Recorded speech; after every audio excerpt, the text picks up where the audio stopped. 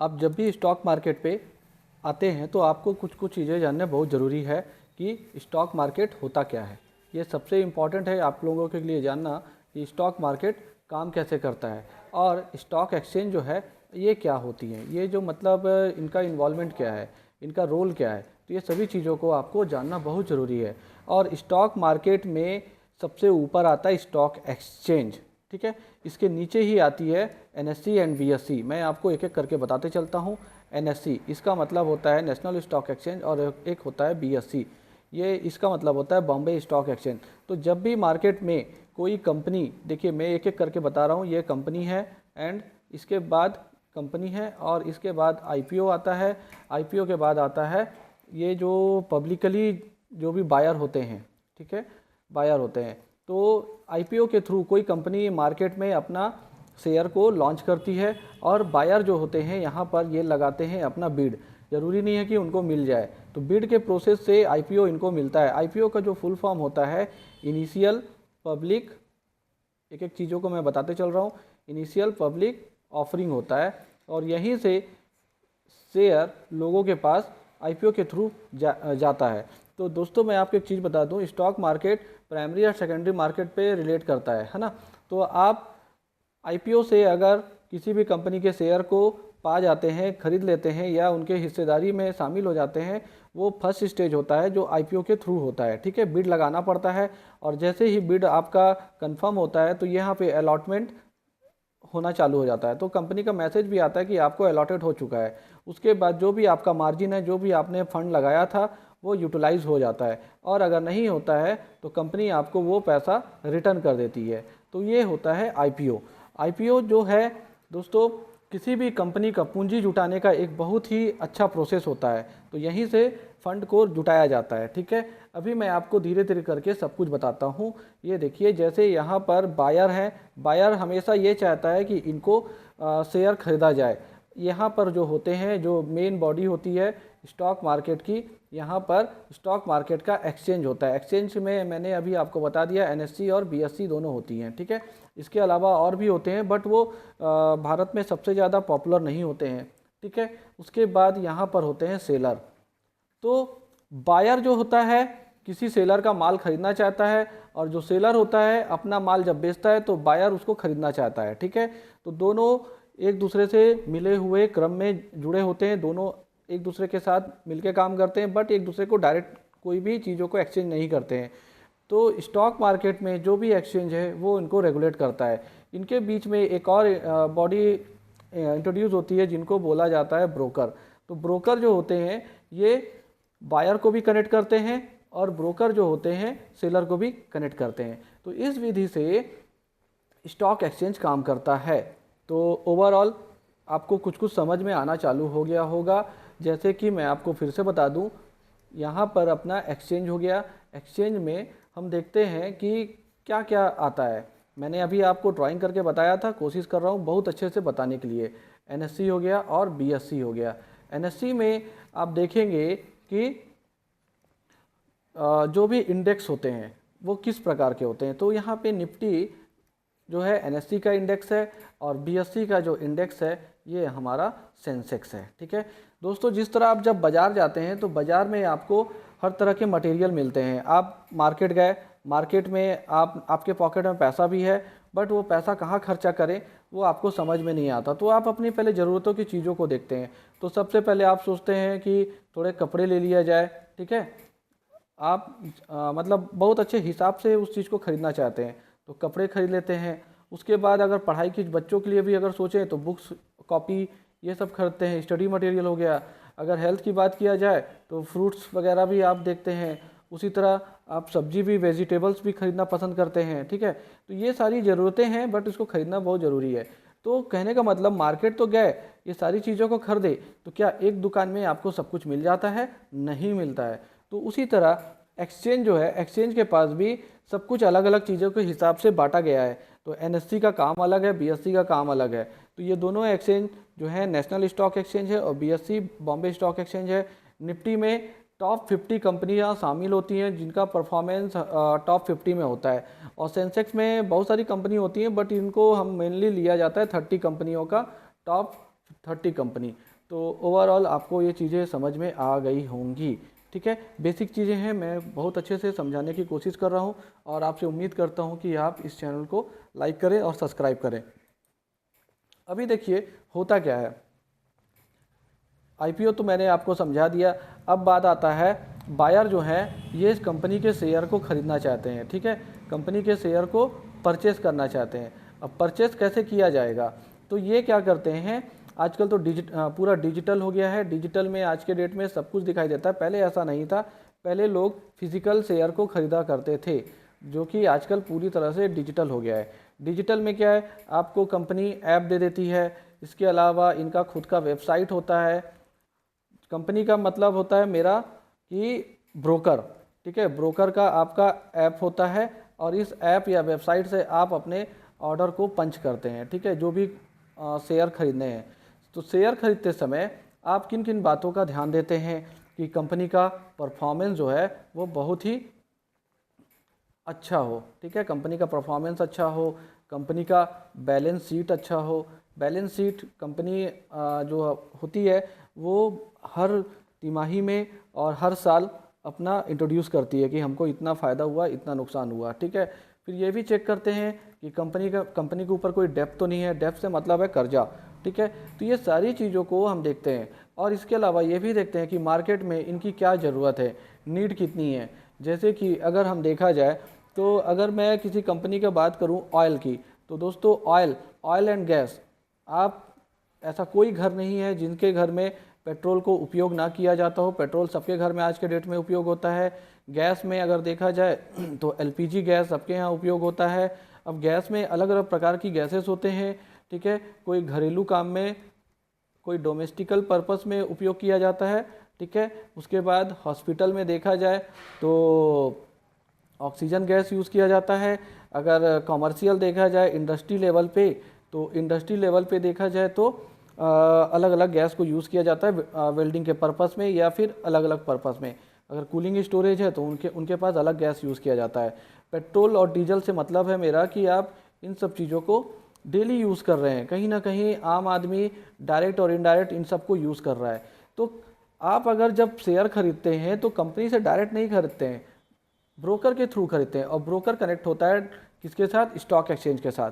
तो मेरे ख्याल से आपको ये वीडियो में बहुत अच्छी जानकारी मिल रही होगी और आप अच्छे से चीज़ों को समझते चलिए। दोस्तों, शेयर बाज़ार में डायरेक्ट पैसा लगाना उचित नहीं होता, इसको चीज़ों को सीखिएगा और ज़रूर समझिएगा। ठीक है, और मैं आपको बताऊं, इसको और डीप में भी चला जाए, आप बायर हैं और आप निवेश करना चाहते हैं। ठीक है, इन्वेस्टमेंट करना चाहते हैं। तो इन्वेस्टमेंट जो करना चाहते हैं फिजिकल फॉर्म में पुराने ज़माने में होता था, बट आज के डेट में डिजिटल होता है। तो डिजिटल फॉर्म में आप अगर ऐप यूज़ कर रहे हैं या फिर कंपनी के वेबसाइट में जा रहे हैं, तो वेबसाइट में जाते हैं और अपना ऑर्डर पंच करते हैं। एक एक चीज़ों को मैं समझा रहा हूँ। ऑर्डर पंच करते हैं, ऑर्डर पंच करने पे आप अपनी क्वांटिटी को प्लेस करते हैं कि हमें कितनी क्वांटिटी शेयर को देखते हैं कितना आपको ख़रीदना है। ठीक है, जैसे ही आप इस चीज़ का पेमेंट या भुगतान करते हैं तो आपको एक कंफर्मेशन मिल जाता है कि आपका ऑर्डर कंफर्म हो गया है। ठीक है, तो ऑर्डर जब कंफर्म होता है तो दोस्तों आप देखेंगे कि अगर आपने इक्विटी में निवेश किया हुआ है तो आपका जो पैन कार्ड है, जिसको हम डिपॉजिटरी बोलते हैं, डिपॉजिटरी से आपको आफ्टर 1 डे या फिर रात में एक मैसेज आएगा या फिर मेल आता है कि आपका जो सौदा हुआ था वो आपको कंफर्म हो गया है और आपके ईमेल, आपका जो पैन कार्ड है उसमें रजिस्टर हो गया है। ठीक है, तो सारा जो भी आप इक्विटी बाइंग करते हैं, आप जो भी इन्वेस्टमेंट करते हैं, वो सीधा डिपॉजिटरी जो होता है CDSL या फिर NSDL, ये दो हमारे पैन कार्ड का जो सर्विस देती हैं ये वो कंपनियां हैं। अब इनका कुछ नाम भी चेंज हो गया, प्रोटीन भी रखा हो गया है। तो यहाँ पे आपका जो भी इक्विटी है यहाँ पे आपको देखने को मिलता है। तो इसका मतलब ये नहीं है कि अगर कभी किसी समय ब्रोकर या फिर कोई भी बॉडी काम करना बंद कर देती है तो आपके शेयर डूब गए हैं। बिल्कुल नहीं डूबते, आपका सारा जो भी इन्वेस्टमेंट है वो आपके डिपॉजिटरी के पास सारा हिसाब किताब रहता है। तो ये सब चीज़ों को आप अच्छे से समझिए, सीखिए, फिर धीरे धीरे हम सभी चीज़ों को जानेंगे। ठीक है, अभी मैं थोड़ा सा आगे बढ़ता हूँ।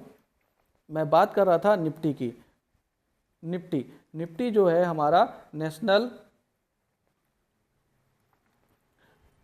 50 है। ठीक है, जो भी कंपनी भारत में टॉप 50 में परफॉर्मेंस देती है, और जो भी परफॉर्मेंस तो ठीक है, इनका मार्केट में वैल्यू भी बहुत अच्छा है, इनका जो बैलेंस शीट है ये भी सारी चीज़ें अच्छी हैं, तो वो परफॉर्मेंस बेस पे टॉप 50 पे ये आते हैं, इसीलिए इसको हम निफ्टी 50 कहते हैं। ठीक है, अभी देखिए सबसे अगर देखा जाए तो आज के समय पे मैं नाम भी लेना चाहूँगा, अदानी हो गया, ठीक है, रिलायंस इंडस्ट्री हो गई, रिलायंस इंडस्ट्री, इसके बाद कुछ बैंक भी हैं, HDFC बैंक, इसके बाद ICICI बैंक, इसके बाद आपका TCS हो गया, और भी बहुत सारी कंपनी है जो कि काफ़ी अच्छा वेटेज मार्केट में और इंडेक्स में अपना वेटेज रखती हैं, जिसकी वजह से मार्केट में काफ़ी उतार चढ़ाव देखने को मिलते हैं। तो ये निफ्टी 50 की मैं बात किया। इसी तरह अगर हम बैंक निफ्टी की बात करें, बैंक निफ्टी, अब लोगों को ये समझ में आता ही होगा कि बैंक निफ्टी, बैंक से संबंधित जो चीज़ें होती हैं, चाहे वो मतलब भारत में प्राइवेट सेक्टर की बैंक हो या फिर पब्लिक बैंक हो, पब्लिक बैंक जैसे कि स्टेट बैंक हो गया, पंजाब PNB बैंक हो गया, और भी बहुत सारे बैंक हैं। प्राइवेट सेक्टर की बात करूं तो HDFC बैंक हो गया, ICICI बैंक हो गया, ये बहुत ही वेटेज है इनका बैंक निफ्टी पे। तो बैंक निफ्टी में अगर बैंकों के जो भी पार्टिसिपेशन होते हैं उससे फ़र्क पड़ता है इंडेक्स पे। ठीक है, टोटल इसमें मैं अगर आपको बताना चाहूँ तो समय के साथ बैंक लिस्ट भी होती हैं इसमें और डीलिस्ट भी होती हैं। ठीक है, तो इसमें 11 कंपनी जो होती हैं, 11 बैंक होते हैं, ये इन पे इनका रोल रहता है, यही बैंक निफ्टी को मूवमेंट लाती हैं और डाउन तरफ भी लाती हैं, अप तरफ भी लाती हैं। ठीक है, तो ये तो हुआ बैंक निफ्टी। इसके बाद एक और इंडेक्स है जो कि काफ़ी पॉपुलर है और ये एशिया का सबसे पुराना है, सेंसेक्स।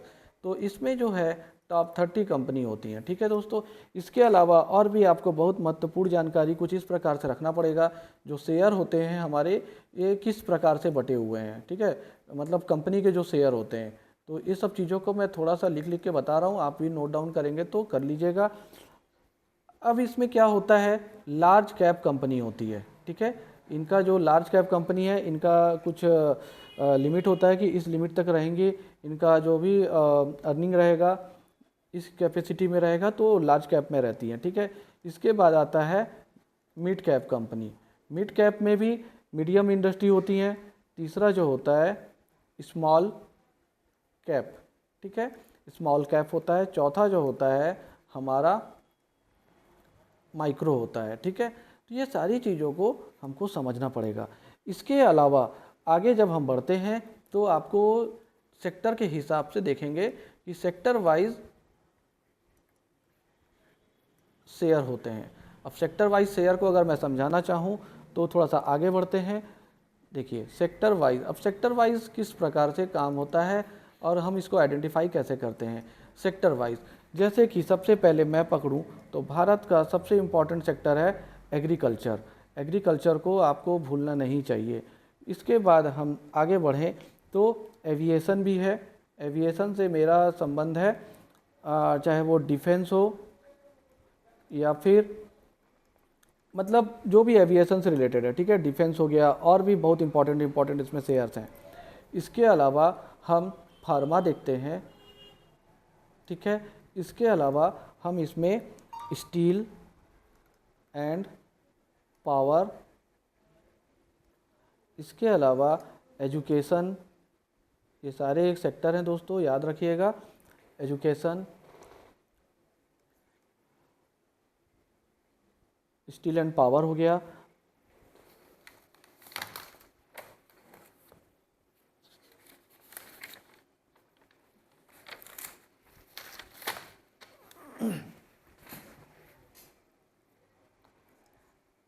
रेलवे, ये बहुत ही इम्पॉर्टेंट है और जब से अभी कुछ 5 से 7 सालों में देखने को मिला है कि रेलवे के शेयर जो हैं काफ़ी अच्छा आउटपुट भी दिए हैं, काफ़ी अच्छा लोगों को रिटर्न दिए हैं। ठीक है। अभी धीरे धीरे अगर हम इसमें और आगे बढ़ें तो बैंकिंग सेक्टर, ये सब एक दूसरे से बटे हुए हैं। 8वां फाइनेंस, 9वां एफएमसीजी, 10वां ट्रांसपोर्ट एंड लॉजिस्टिक, 11वां सॉफ्टवेयर, 12th में है आपका मेटल। तो देखिए दोस्तों, सेक्टर तो बहुत है, आप इनको जितना जानेंगे उतना ही अच्छा होगा। समय समय पे सारी कंपनियां अच्छा रिटर्न देती हैं। कुछ ऐसी कंपनी होती हैं जो रिटर्न नहीं देती हैं, तो वो टॉप 50 से हट जाती हैं। तो मेरा बताने का मेन मकसद ये था कि सेक्टर वाइज ही सब कुछ डिसाइड होता है। लार्ज कैप में क्या होता है, मिड कैप में क्या होता है, स्मॉल कैप में क्या होता है और माइक्रो में क्या होता है। तो ओवरऑल मैं जो समझाने की कोशिश कर रहा हूँ, आप चीज़ों को अच्छे से सीखिए और बने रहिए मेरे वीडियो पे। आपको एक एक करके मैं पूरा स्टॉक मार्केट समझा दूंगा। थैंक यू दोस्तों।